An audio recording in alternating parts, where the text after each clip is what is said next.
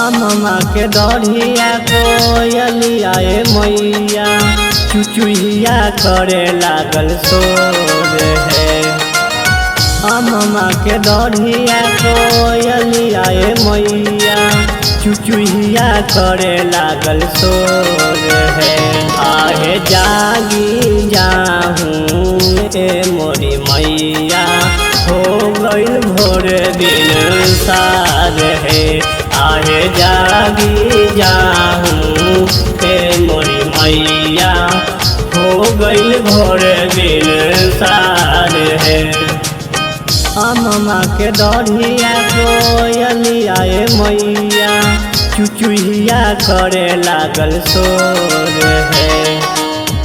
अम्मा के डढ़िया कोयलिया मैया चुचुहिया करे लागल शोर है।